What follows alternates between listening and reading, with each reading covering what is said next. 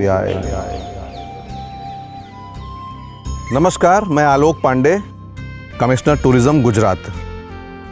हमारी modern history में जितने भी रिसर्चेज हिस्टोरिकल मॉन्यूमेंट्स और कल्चरल हेरिटेज ऑफ इंडिया के ऊपर हुए हैं, उन्होंने भारत की जो प्राचीन ऐतिहासिक इमारतें हैं उनके बारे में जो वास्तव में कहना चाहिए, जो उनकी वैज्ञानिकता है, जो उनकी संरचना है, जो उनके आर्किटेक्ट है, उनके बारे में उतनी प्रभावशाली रूप से नहीं बताया जितने प्रभावशाली रूप से आज हम ताजमहल, दिल्ली के लाल किले या आगरे के लाल किले के बारे में जानते हैं। आज मैं गुजरात के मेहसाणा में स्थित सूर्य मंदिर के बारे में, जिसको मोढेरा के सन टेम्पल के रूप से जाना जाता है, उसको आपको बताने जा रहा हूँ, जिसको जान करके आप आश्चर्यचकित रह जाएंगे। मारू गुर्जर स्थापत्य शैली में बना हुआ ये मोढेरा का सन टेम्पल लगभग 1026 CE में राजा भीम प्रथम के द्वारा बनवाया गया था। यूं तो भारत में सूर्य मंदिरों की एक बहुत प्राचीन परंपरा रही है। कोणार्क का सूर्य मंदिर हो, मुल्तान का सूर्य मंदिर हो जो आज पाकिस्तान में है, कश्मीर में स्थित सूर्य मंदिर जिसको ललितादित्य मुक्तापीड़ ने बनवाया, और उसी सीरीज में गुजरात के मेहसाणा जिले में स्थित ये प्राचीन मोढेरा का सन टेम्पल।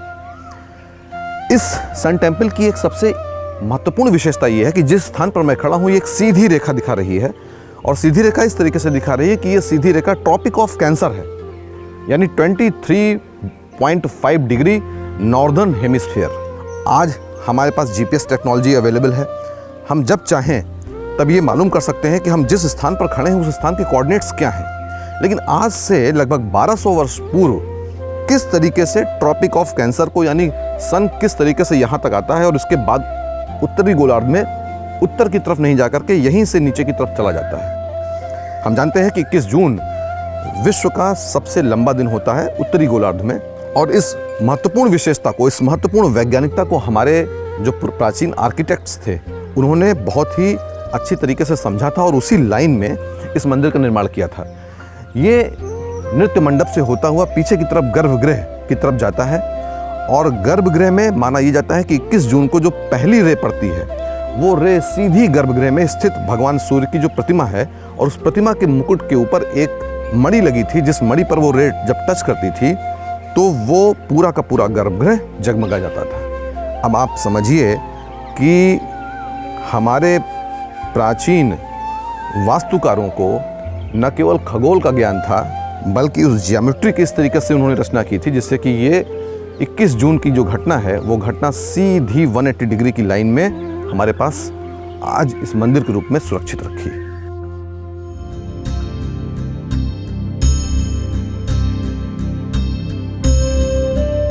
मोढेरा के सन टेम्पल की रचना कुछ इस प्रकार की गई थी कि इसके 3 पार्ट थे। पहला पार्ट जो आप देख रहे हैं, जिसको सूर्य कुंड या रामकुंड कहा जाता है, इसके ठीक पीछे नृत्य मंडप, जहाँ पर मंदिर के जाने के पहले की एक संरचना थी जहाँ लोग पहले जाते थे, और उसके पश्चात गर्भगृह। ये सूर्य कुंड, जिसको रामकुंड भी कहा जाता है, इसमें कभी पानी नहीं सूखता। ये जो कुंड है ये अपने आप में ज्योमेट्री का एक इनक्रेडिबल पीस है। इसमें आप जैसे देख सकते हैं कि एग्जैक्ट 108 टेम्पल्स हैं, छोटे या बड़े 108 टेम्पल बनाए गए हैं। इन 108 टेम्पल की संख्या रखने के पीछे भी एक महत्वपूर्ण कारण था। 12 राशियां हैं, 9 नक्षत्र हैं, इन दोनों का अगर मल्टीप्लिकेशन करें तो 108 आता है, और उसके पीछे सूर्य और पृथ्वी की दूरी और कई ऐसे एस्ट्रोनॉमिकल साइंस हैं, सिग्नेचर्स हैं, जिनको ध्यान में रख करके यहाँ पर 108 मंदिर बनाए गए थे। और जो स्टेप्स हैं, इन स्टेप्स की भी रचना इस तरीके से की गई थी कि सभी की ज्योमेट्री एक दूसरे के साथ बनी रहे।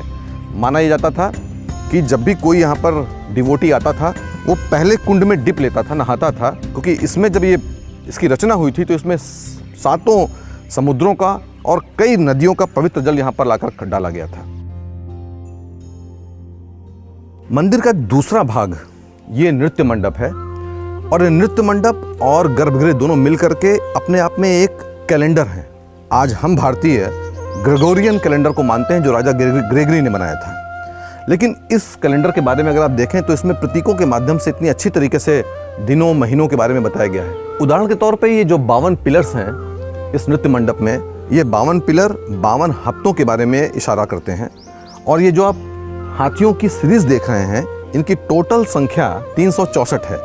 ये 364 हाथी और इसमें एक लाइन बना हुआ है, यानी 364 + 1, यानी ये वर्ष के 365 दिनों के बारे में बताते हैं। मंदिर का नृत्य मंडप, जिसमें 52 स्तंभ हैं, और सारे के सारे 52 स्तंभों की विशेषता ये है कि अगर आप ऊपर से देखेंगे तो ये गोल दिखाई पड़ेंगे, अगर आप नीचे की तरफ से देखेंगे तो ये अष्टभुजाकार दिखेंगे।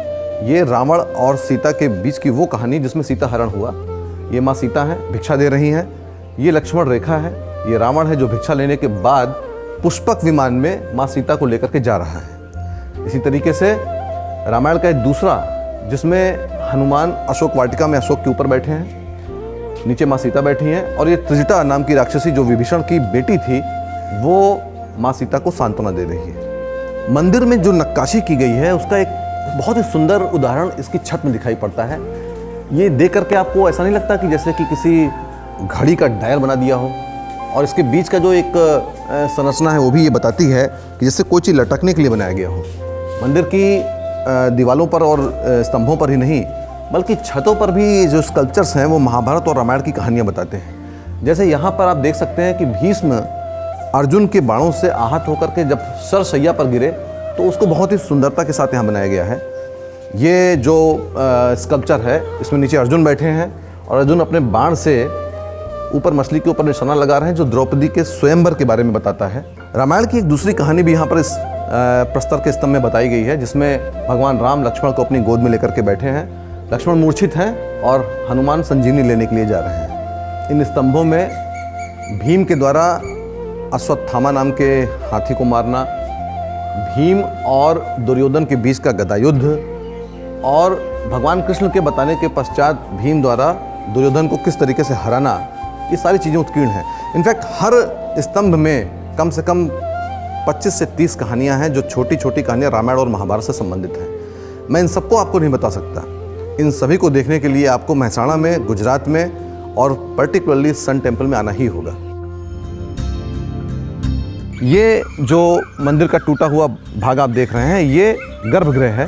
इस गर्भगृह की सबसे इम्पॉर्टेंट विशेषता जो है वो ये है कि ये 10 दिशाओं का इसने चित्रण किया है। मंदिर के चारों तरफ 1008 यानी 108 यानी 9 के गुणाकार में एलिफेंट्स का सृजन किया गया है। धर्म, अर्थ, काम और मोक्ष, इन चारों ही चीज़ों को, जीवन के चारों स्वरूपों को दिखाने का यहाँ पर मूर्तियों के माध्यम से, मोटिव्स के माध्यम से और स्कल्पचर्स के माध्यम से एक बहुत ही सुंदर प्रयास किया गया है।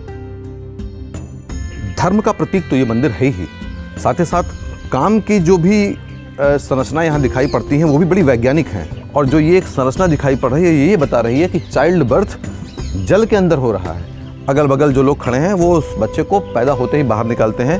ये भी एक बायोलॉजी का एक सुंदर नमूना यहाँ पर हमको दिखाई पड़ता है। सनातन धर्म में दिशाएं 4 नहीं, दिशाएं 10 मानी गई हैं। और इन 10 दिशाओं में जो पहली दिशा यहाँ पर दिखाई पड़ रही है वो ईशान यानी नॉर्थ ईस्ट, उत्तर पूर्व दिशा के जो दिक्पाल हैं वो भगवान शिव हैं, जिनको ईशान भी कहा जाता है। उत्तर पूर्व के पश्चात यानी ईशान के पश्चात ये उत्तर दिशा है। उत्तर दिशा के दिक्पाल कुबेर माने जाते हैं। जैसा कि आप ये मूर्ति देख रहे हैं, ये मूर्ति कुबेर की है जो उत्तर की तरफ फेस कर रही है। इसके बगल में ये भगवान सूर्य की मूर्ति है, जिसके नीचे 7 घोड़े हैं। ये 7 घोड़े एक वीक के 7 दिनों को डिनोट करते हैं। और साथ ही साथ आप देख सकते हैं कि ये जो भगवान सूर्य की प्रतिमा है, ये गॉम शूज़ पहने हुए है। माँ पार्वती की यहाँ पर 12 प्रतिमाएं हैं, जिनमें से 2 प्रतिमाएं आप यहाँ पर देख सकते हैं। मंदिर का ये कोण वायव्य कोण कहलाता है, यानी नॉर्थ वेस्ट। पीछे जैसा कि आप देख रहे हैं कि वायव्य कोण के जो दिक्पाल हैं वो हैं वायु देवता स्वयं, पवन देवता, और इनका जो वाहन है, चूँकि पवन बहुत तेज़ी के साथ, मारुत या पवन बहुत तेज़ी के साथ आगे बढ़ती है, तो इनका जो वाहन है वो डियर है, हिरन जानते हैं कि बहुत तेज आगे की तरफ बढ़ता है। यहाँ भी भगवान सूर्य की 2 प्रतिमाएं देख रहे हैं। इस तरीके की भगवान सूर्य की कुल 12 प्रतिमाएं हैं, जो 12 महीनों को भी हमको बताते हैं। मंदिर का ये भाग पश्चिम दिशा को दिखाता है, पीछे की तरफ पुष्पावती नदी, और पश्चिम दिक्पाल जो हैं वो हैं वरुण देवता यानी जल के देवता।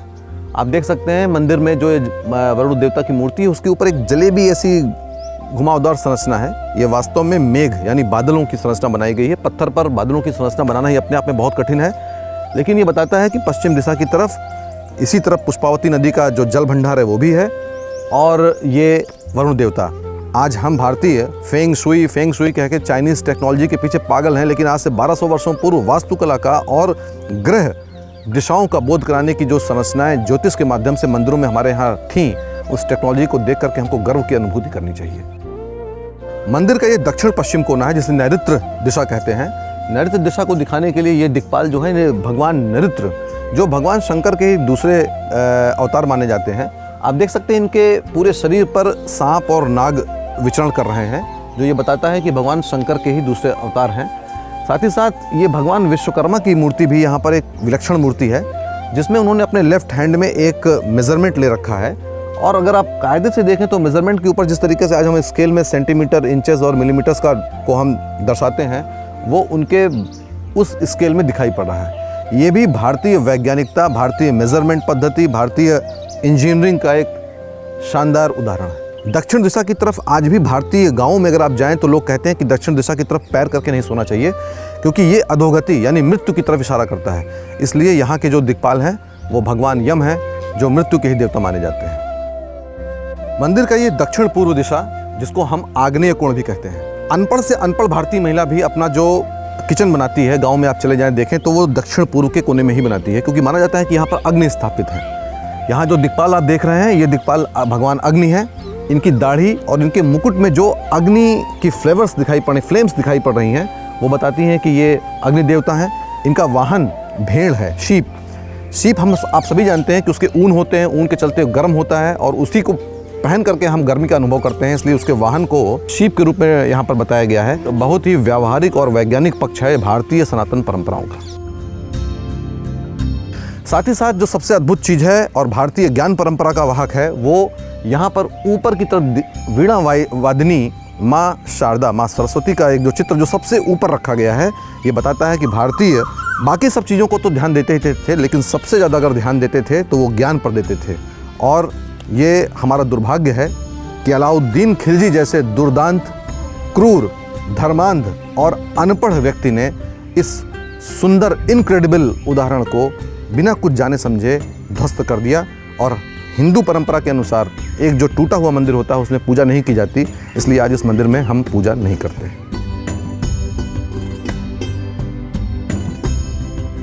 अलाउद्दीन खिलजी ने भले ही निर्दयता और क्रूरता के साथ इस मंदिर को तोड़ दिया हो, लेकिन गुजरात सरकार इस मंदिर का निरंतर विकास करती चली जा रही है। यहाँ पर विजिटर्स बहुत आ रहे हैं। आर्कियोलॉजिकल सर्वे ऑफ इंडिया की तरफ से ये प्रोटेक्टेड मॉन्यूमेंट है। यहाँ पर 14-15 जनवरी के आसपास उत्तरार्ध का महोत्सव, जब मकर संक्रांति होती है तो एक बहुत ही सुंदर कल्चरल फेस्टिवल मनाया जाता है, जिसमें जिला प्रशासन, कल्चर डिपार्टमेंट और गुजरात का पर्यटन विभाग मिलकर के यहाँ पर एक बहुत अच्छी गतिविधि करता है। गुजरात का टूरिज़्म डिपार्टमेंट यहाँ पर लाइट एंड साउंड शो बहुत जल्दी करने जा रहा है, जिसमें आप लगभग 2 महीने तक कंटिन्यूअस ड्रोन शो भी देखेंगे। हम इसके लिए प्रतिबद्ध हैं कि हमारी जो भारतीय संस्कृति है, जो साहित्य है, जो विज्ञान है, जो साइंस है, इसको हम विश्व में हर जगह भेज सकें।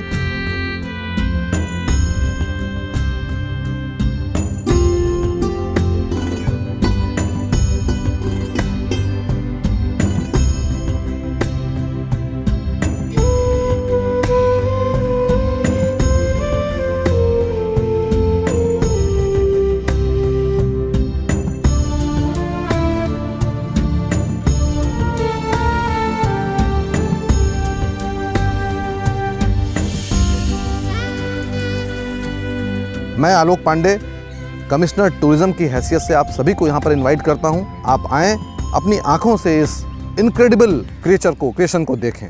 धन्यवाद।